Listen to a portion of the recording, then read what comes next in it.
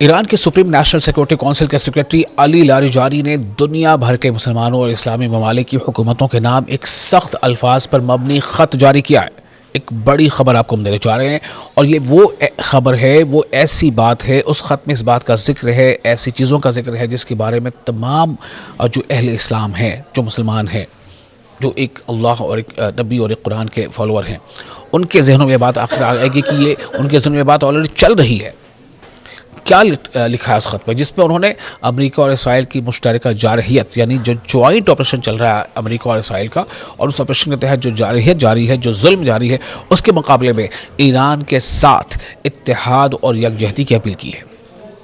اپنے پیغام میں علی لاریجانی نے کہا ہے کہ ایران کو مکار امریکی صہیونی جارحیت کا سامنا کرنا پڑا، جو اس وقت شروع کی گئی جب مذاکرات ابھی جاری ہی تھے۔ انہوں نے ان حملوں کو اسلامی جمہوریہ کو کمزور اور ختم کرنے کی ایک وسیع کوشش کا حصہ قرار دیا۔ انہوں نے کہا کہ اس جارحیت کے نتیجے میں اعلیٰ رہنماؤں، فوجی کمانڈروں اور عام شہریوں کی شہادتیں ہوئی ہیں، تاہم انہوں نے زور دیا کہ ایرانی قوم نے ثابت قدمی کے ساتھ اس کا جواب دیا۔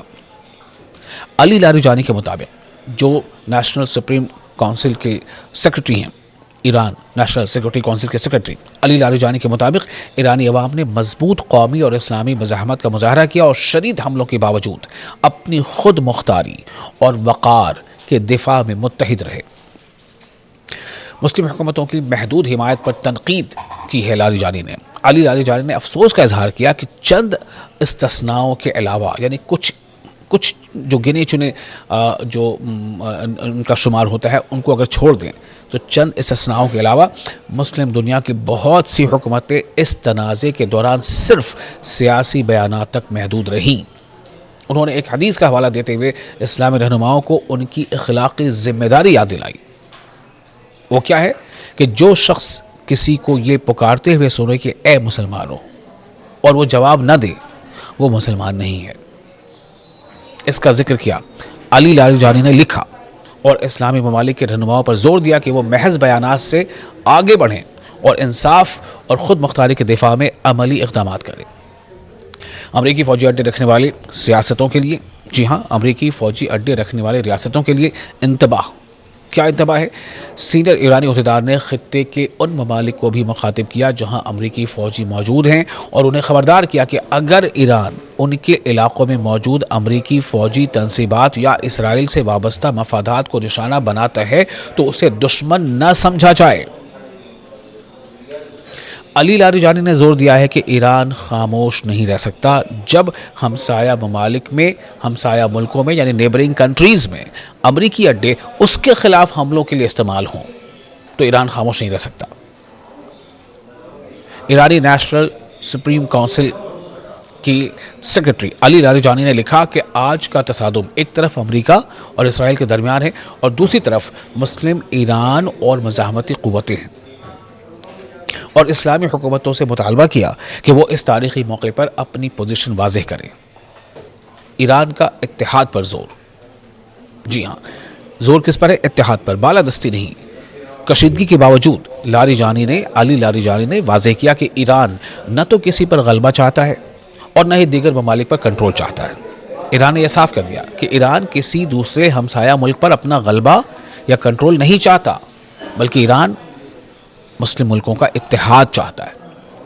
ان کے مطابق تہران کی اپیل صرف مسلم ممالک کے درمیان اتحاد کے لیے ہے تاکہ ان کے مشترکہ مستقبل کا تحفظ کیا جا سکے۔ خط کے مطابق اسلامی دنیا میں یکجہتی، سلامتی، ترقی اور خود مختاری کو یقینی بنا سکتی ہے، خاص طور پر ایسے وقت میں جب بیرونی دباؤ اور مداخلت بڑھ رہی ہو۔